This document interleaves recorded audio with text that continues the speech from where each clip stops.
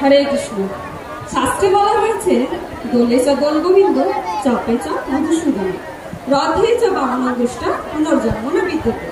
অর্থাৎ আমরা যদি ঝুলন যাত্রায় দোল খাওয়া অবস্থায় সলিল বিহারে নৌকায় চড়ে আর রথে চড়ে ভগবান জগন্নাথ দেবের দর্শন করি, তাহলে আর পুনরায় এই জড়জগতে জন্মগ্রহণ করতে হবে না। বলা হয় যে কলিযুগের মানুষেরা অন্নগত প্রাণ, অর্থাৎ তারা খাওয়া ছাড়া কিছুই বোঝে না। তাই কলিযুগের মানুষদের উদ্ধার করার জন্যই ভগবান শ্রী জগন্নাথ দেব আবির্ভূত হয়েছেন নীলাচল ক্ষেত্র শ্রী জগন্নাথপুরী ধামে, এবং তিনি সবাইকে তার মহাপ্রসাদের মাধ্যমে কৃপা করেন। আজকে আমরা জগন্নাথ দেবেরই রথযাত্রার লীলা নাট্য আকারে পরিবেশন করার চেষ্টা করছি। ভুল ত্রুটি হলে নিজ গুণে ক্ষমা করে দেবে। সর্বসমক্ষে বিপুল পরিমাণে স্নান করবেন। যথারীতি জগন্নাথ বলদেব সুভদ্রা দেবী পরের দিন থেকে জ্বর হয়ে যায় এবং তারা আর ভক্তদেরকে দর্শন দিতে পারে না। তারপর একটু সুস্থ অনুভব করতে সুভদ্রা দেবী দাদার কাছে অনুরোধ করে একটু বাইরে ঘুরে আসার জন্য।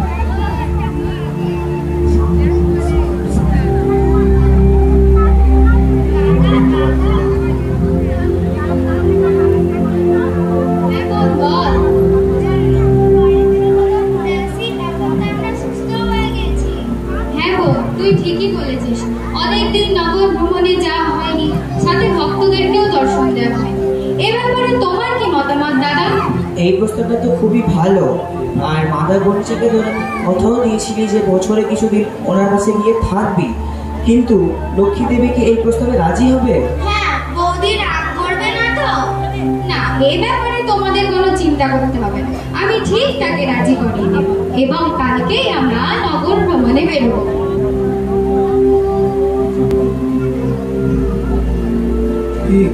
শ্রী জগন্নাথের লক্ষ্মী দেবীর মহলে যান তার অনুমতি নেওয়ার জন্য, আর এইদিকে লক্ষ্মী দেবী তার মহলে পায়চারি করছিলেন আর চিন্তা করছিলেন তার প্রভু জগন্নাথ দেবের সাথে দেখা করার।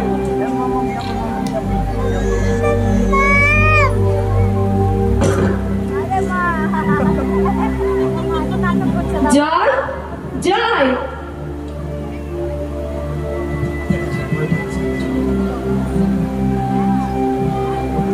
অনেকদিন হয়ে গেল প্রভুর জ্বর হওয়া। জানি না এখন তিনি কেমন আছেন। জানো না আপনি এখানে? আপনি আমাকে ডেকে পাঠাতে পারতেন সেবকদের দিয়ে। জয় বিজয়, কোথায় গেলি রে তোরা? না না দেবী, ওদের টাকার কোনো প্রয়োজন নেই। আসলে আজ আমি অনেক সুস্থ অনুভব করছি, তাই নিজেই চলে এসেছি। তবুও প্রভু, আমি তো আপনার দাসী, তাই আপনি আজ্ঞা করলেই আমি চলে যেতাম দেখা করতে। আপনি আবার শুধু শুধু কষ্ট করতে গেলেন। ওহ দেবী, তুমি আবার আমার দাসী হতে যাবে? তুমি তো আমার বক্ষস্থিতা, হৃদয়ের দেবী।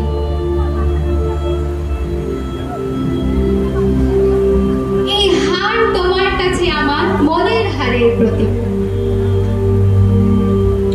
দেবী, আমি এসেছিলাম তোমার কাছে একটা অনুরোধ নিয়ে। যদি তুমি আজ্ঞা দাও তবে বলি সেটা। প্রভু, কি যে বলেন না আপনি! আমার অনুরোধ চাইছেন কেন? আমাকে আজ্ঞা দিন।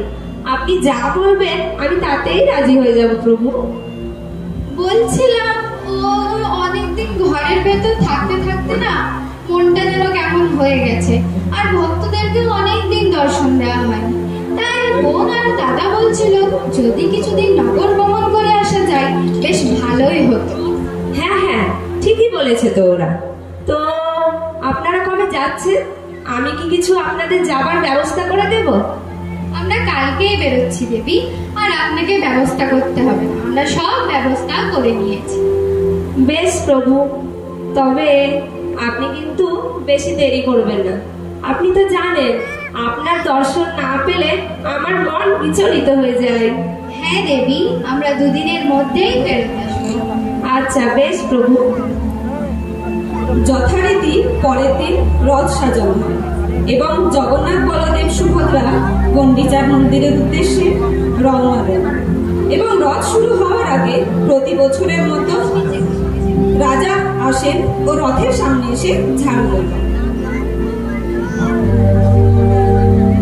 রাজা প্রতাপ রুদ্র জগন্নাথের রথের উদ্দেশ্যে প্রবেশ করছেন। জয় প্রতাপ রুদ্র, জয় রাজা প্রতাপ রুদ্র।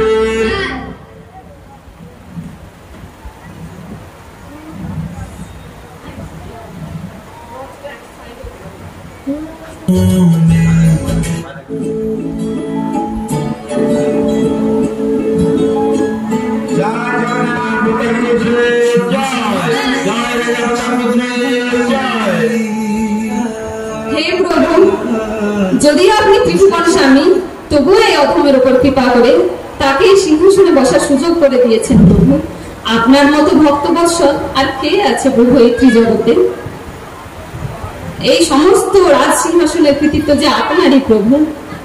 चारों धाम का पुण्य मिला जो कर ले पूर्ण तेरे परिक्रमा। मन में मृदंग बजे, वैकुंठ में शंख बजे, मंदिर है झूम रहा, अंबर से खुशियां बरसी। मिला तभी पुण्य हुए सभी धन्य, कर तेरी शरणों में। जय जगन्नाथ मेरे नाथ के चरणों में, जय जगन्नाथ मेरे नाथ के चरणों में, जय जगन्नाथ मेरे नाथ के चरणों में, जय जगन्नाथ मेरे नाथ के चरणों में।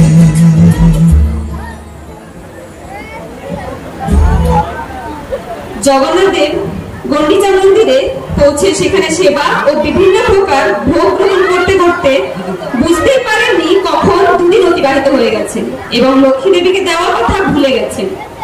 আর ওদিকে লক্ষ্মী দেবী প্রভুর চিন্তায় সারাক্ষণ মগ্ন, শুধু দিন গুনছেন আর তার সেবকদের জিজ্ঞেস করছেন তার প্রভু কোনো খবর পাঠিয়েছে কিনা গন্ডিচা মন্দির থেকে।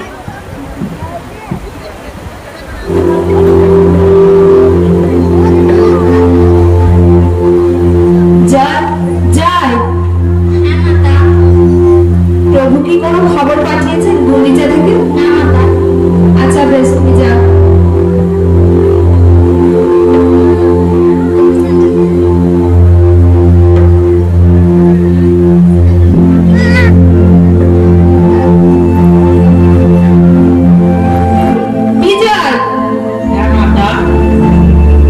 আমি কালকেই গন্ডিচার উদ্দেশ্যে রওনা দিতে চাই, তুমি আমার যাওয়ার সব ব্যবস্থা করো।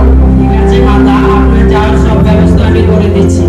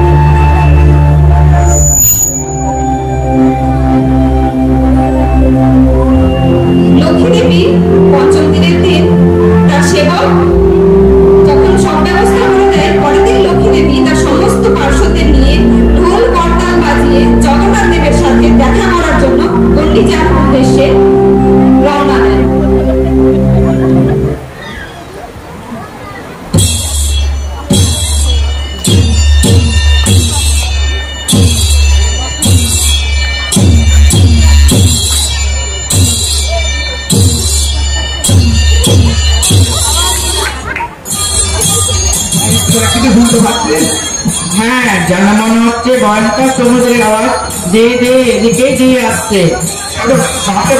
কিদের বাড়ছে রে জানি না, চল দেখি তো গিয়ে। চল চল।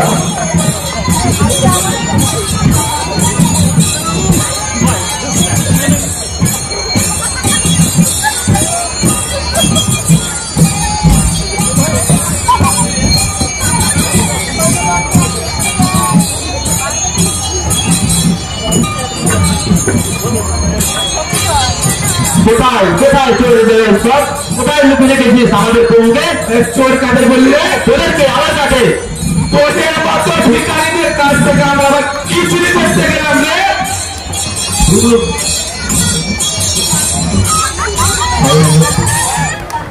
স্বয়ং লক্ষ্মীপতি যাদের প্রভু তাদের আবার চুরি করতে লাগে নাকি? লক্ষ্মীপতি বলছিস তবে লক্ষ্মী দেবীর প্রতিকেই চুরি করে ঘরে বলে রাখছিস? আমরা তো প্রভুকে এখানে চুরি করে রাখিনি, প্রভু নিজে ইচ্ছাতে এখানে এসেছে। হ্যাঁ হ্যাঁ, প্রভু তো নিজে ইচ্ছেই এসে গেছে।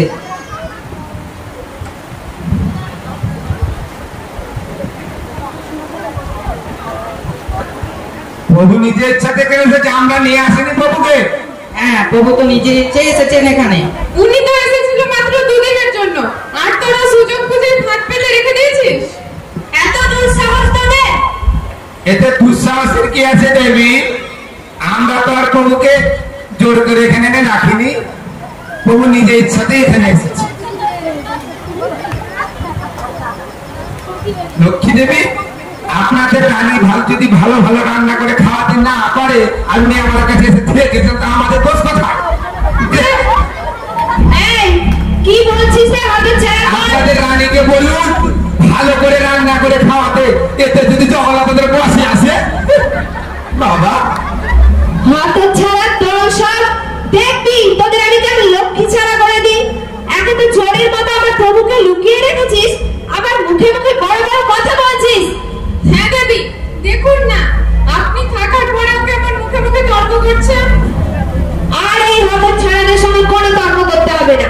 যাই বিজয়, যা গিয়ে প্রভুকে বল যে আমি এখানে এসেছি। না, এখন ভেতরে প্রবেশ করা যাবে না, প্রভু ভোগ গ্রহণের পর বিশ্রাম নিচ্ছেন। আমার থেকে বেশি গুরুত্বপূর্ণ আর কি হতে পারে প্রভুর কাছে? আমরা দোষ ভুল কিছু জানি না দেবী, প্রভু যা আদেশ দিয়েছে তাই পালন করছি মাত্র, আর কিছু না। প্রভু আগে এত দুঃসাহস তোদের! আমাদের মহারাজের পথ আটকাচ্ছিস তোরা। যে লক্ষ্মীপতির পথ যে সবার মধ্যে থাকে তার পথ আটকাচ্ছিস তোরা। এই তোরা দাঁড়িয়ে দাঁড়িয়ে কি দেখছিস? বন্দি করে দে।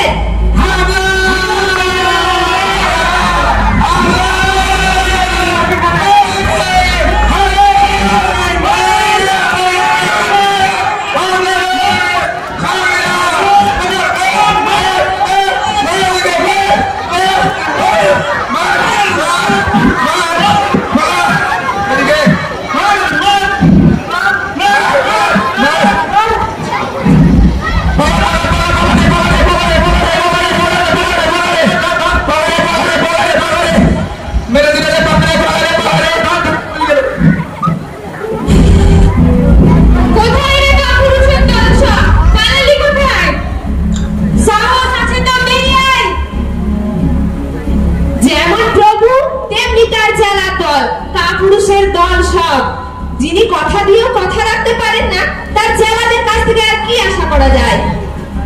এবার আসুন না উনি ফিরে, ভালো করে খবর নেব। জয় বিজয়, জয়! ওই যে দেখছিস না, ওখানে 3টে রথ রাখা রয়েছে, তার মধ্যে 3 নম্বর রথটা আমার প্রভু নন্দী ঘোষ নাম সেটা। তোরা বাকি 2টো বাদ দিয়ে 3 নম্বর রথটা ভেঙে ফেল, যাতে উনি চড়তেই না পারেন রথে।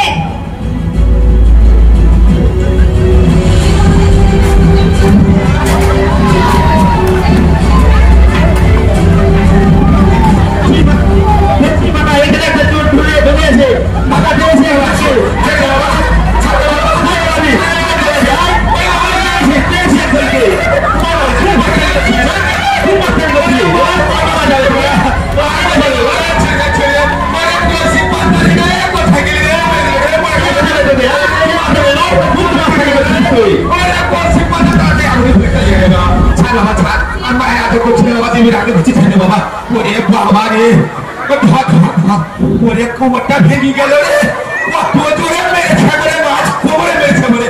ওরে বাবা রে বাবা, হে দেবী সন্তুষ্ট হও দেবী। ওরে বাবা রে, কোমরটা গেল রে। ও ব্যথা ভালো ভালো রে, কেমন করছিস তুই? হ্যাঁ, কোমরটা ভেঙে গেল। ওরে বাবা রে,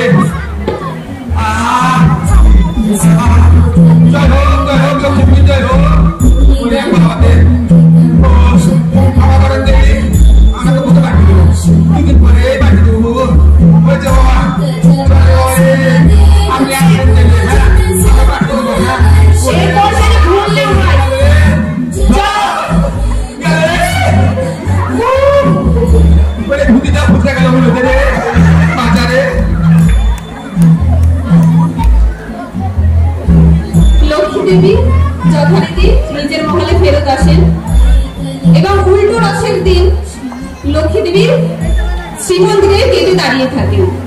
আর জগন্নাথ বলদেব সুভদ্রা যথারীতি উল্টো রথের দিন রথে করে আসেন গন্ডিচা মন্দির থেকে শ্রীমন্দিরে।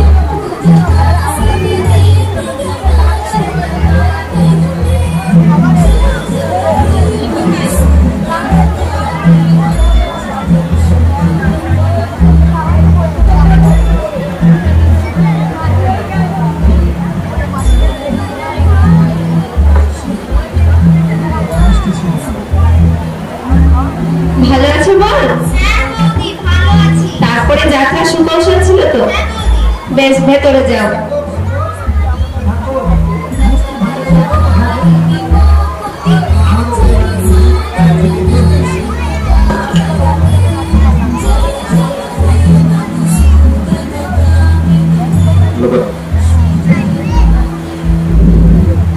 ওগো শুনছো?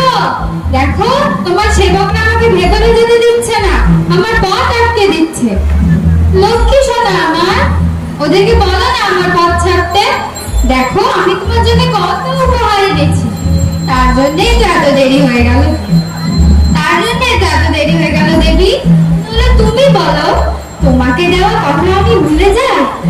ওখানে গিয়েও তো আমি তোমার কথাই ভাবতাম সারাক্ষণ। দেখো দেবী, তোমার জন্য আমি কত উপহার এনেছি, বলো না ওদেরকে দাঁত ছাড়তে। এই, তোদেরকে আমি পথ ছাড়তে বলেছি? লক্ষ্মী সোনা, ওদের উপর রাখছো কেন?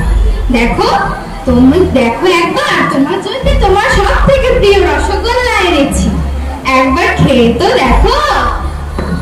আপনার রসগোল্লা আপনি খান।